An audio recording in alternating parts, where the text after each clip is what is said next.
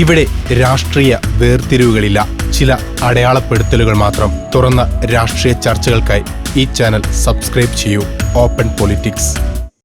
ജയിച്ചാൽ മാസം തോറും 10 ലിറ്റർ മദ്യം. ഓരോ കുടുംബത്തിനും മാസം തോറും 25,000 രൂപ മോഹന വാഗ്ദാനങ്ങൾ നൽകി ഒരു സ്ഥാനാർത്ഥി. തെരഞ്ഞെടുപ്പ് കാലം അടുത്തതോടെ വാഗ്ദാനങ്ങളുടെ പെരുമഴയാണ്. ജയിച്ചു കയറാൻ മോഹന വാഗ്ദാനങ്ങളാണ് പല നേതാക്കളും നൽകുന്നത്. ഇപ്പോൾ ചെന്നൈയിലെ ഒരു സ്ഥാനാർത്ഥി നൽകുന്ന വാഗ്ദാനമാണ് ചർച്ചയ്ക്ക് വഴിവെച്ചിരിക്കുന്നത്.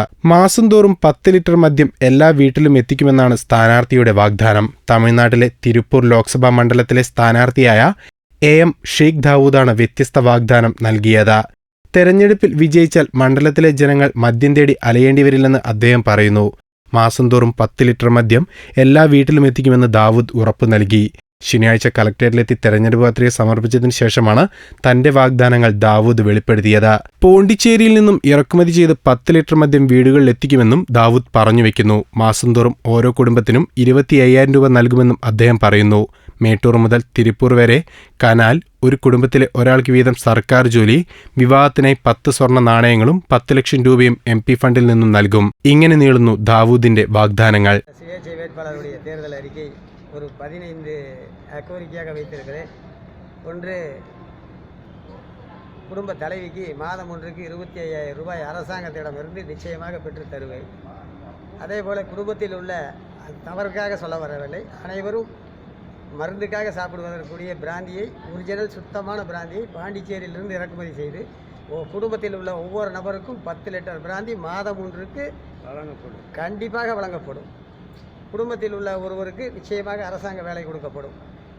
குடும்பத்தில் உள்ள ஏழை பெண்களுக்கு, எந்த மதமாக இருந்தாலும் சரி, ஏழை பெண்களுக்கு 10 பவுன் நகையை போட்டு 10 லட்சம் ரூபாய் என்னுடைய MP நிதியிலிருந்து அவங்களுக்கு வழங்கி திருமணத்தை இலவசமாக நடத்தி கொடுப்பேன். 1 ரூபாய் கூட லஞ்சம் லாவணியம் வாங்காமல் நேர்மையாக கக்கனை போல கடைசி வரை தொடர்ந்து பாடுபடுவேன். நீர் ஆதாரங்கள் விவசாயிகளுக்கு மிகவும் இருக்கக்கூடிய பிரச்சனை நீர் ஆதாரம்.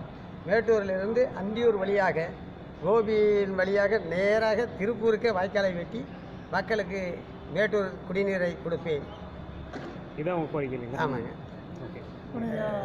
மணியாச்சி பள்ளத்தை உடைத்து வரட்டு பள்ளத்திலும் அதை சுற்றி இருக்கக்கூடிய கிராமங்களுக்கும் எப்போதும் நீர் ஆதாரம் இருக்கக்கூடிய வழியிலே நிச்சயமாக அந்த திட்டத்தை அமுல்படுத்தி செய்வேன்.